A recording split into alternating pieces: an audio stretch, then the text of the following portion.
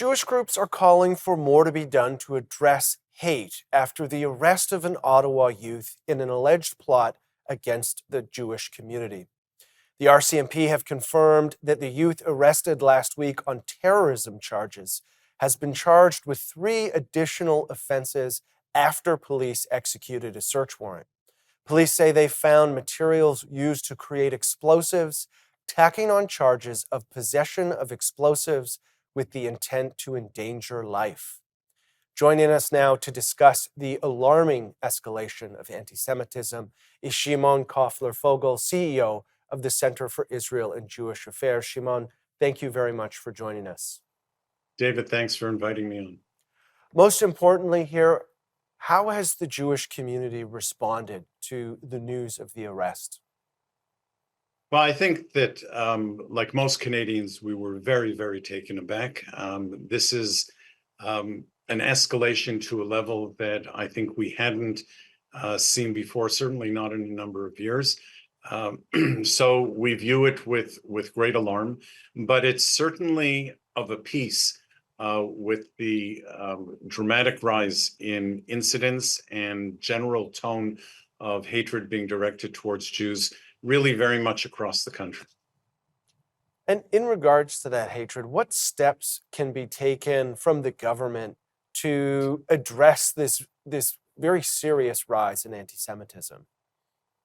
So I think that there are a number of different things that have to happen at the same time.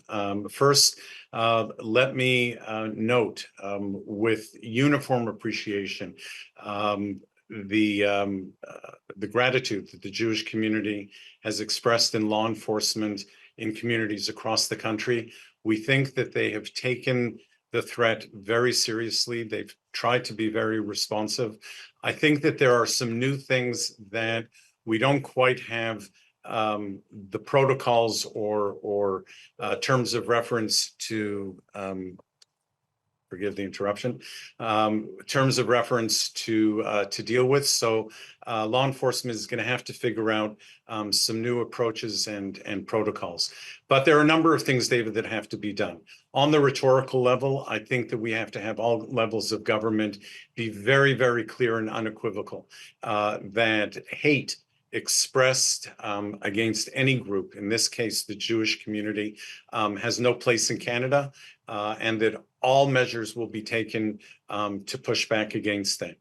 This isn't a question about the right of people to protest. It's not a question about free speech. It's a question about speech and behavior translating or transitioning from verbal assaults to the very, very real risk of physical assault and attack. We've seen it in a number of communities across the country. So we need the rhetorical backup of governments at all levels. We need law enforcement to be given adequate resources to build out hate crime units with uniform procedures in communities across the country. So we're comparing trends apples to apples, not with entirely different approaches. Those are two important elements. And then I think that we have to double down on what passes for acceptable behavior here in Canada that's consistent with longstanding Canadian values. You mentioned leadership from all levels of government. The Prime Minister took 4 days to comment on the arrest. What do you make of that lag in response? Well, the government would respond, and I don't hold the brief for the government, but they'd respond that the Public Safety Minister, Dominique LeBlanc, commented on the same day. But here, David, we actually have two parallel, interrelated, but parallel issues. One is hate being expressed and targeting a particular group, the Jewish community. But there's a second, almost independent issue that has not perhaps received the attention that it requires, which is circumstances that are allowing for the radicalization of young people, vulnerable people, people looking for a home, who are accessing social media and are being seduced by messages in social media that are specifically designed to recruit and to radicalize young people to causes that are antithetical to everything that we stand for here in Canada. Yeah, I mean, that's a very good point because hopelessness is often one of the defining characteristics of young people who make that very ugly step into extremism of any stripe. Shimon, I want to shift gears here to some other instances of anti Semitism beyond this uncomfortable and high profile arrest. We've seen pro Palestine protests across the country target Jewish owned businesses, and there seems to be a breakdown in understanding between the difference between Jewish Canadians and the actions of the Israeli government. Why do you think that this gap in understanding, one, exists, but also appears to be worsening? Well, David, if we're speaking very, very candidly, I think that there has been for many, many years now a complete fusion between the two issues of hate directed towards the state of Israel and hate directed towards the Jewish people. And there's been this artificial fiction that the denial to the Jewish people of the right to self-determination, repatriation to their ancestral homeland, is somehow not linked in or a manifestation of anti-Semitism just with new superficial clothing. The reality is that the differential treatment of Jews as it relates to the legitimate aspirations of returning to their homeland is not different than targeting Jews because there's this grand conspiracy they control the world media or world finance or what have you.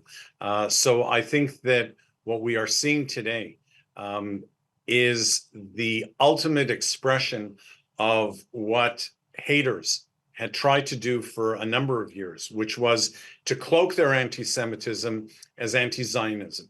But the reality is, and I think as everybody recognizes today, anti-Zionism, the denial of the legitimacy of the Zionist project, namely the return of Jews to their ancestral homeland, is really just the latest manifestation of anti-Semitism, one that had for some period some political correctness that was attached to it, but that veneer has really fallen off, and I think most people see it for what it is. Yeah, and I think we see this with other common phrases from the river to the sea, Palestine will be free. I think many people may be chanting that, not truly understanding what that means. What does that mean? So that our viewers have a clearer understanding of what those words mean to the Jewish community, to the country of Israel. Well, there's really no other way to describe it other than serving as a genocidal scream um, from the river, meaning the Jordan River, to the Mediterranean Sea. Palestine will be free. What it really means is free of Jews, the kind of ethnic cleansing that would not have any Jews in what is the historical Jewish homeland. And that is the aspiration of many within the Palestinian community, unfortunately, who have never accepted the legitimacy of the claim of Jews to return to their ancestral homeland. And this is just one of many slogans that underscores the zero-sum game that they've put forward. So a majority of Israelis over the years have acknowledged and accepted the notion of a two-state solution, of finding a way to resolve the conflict in a way that allows for the legitimate aspirations of the Palestinian people, plus the expression of self-determination for the Jewish people. Mhm. Unfortunately, that isn't to be found on the other side. We have these uncomfortable, very ugly instances of anti Semitism. We know the Toronto Police Department has released figures showing that it has increased significantly and increased significantly, especially when you factor in the relatively small portion of the Canadian population who are actually Jewish.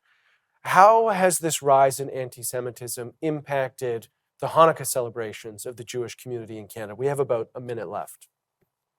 So I think it won't come as a surprise to any of your viewers that what is traditionally a very joyous and celebratory period has been soured and dampened both by what we have been observing coming from the Middle East, but as well the lived experience of Jews here in Canada. I think that we're trying to dig deep and reaffirm our confidence and trust that Canada is a place that protects minorities, that is sensitive to their needs, and that the allyship with broad segments of Canadian community will reaffirm the trust and confidence of the Jewish community. Shimon, thank you very much for joining us today.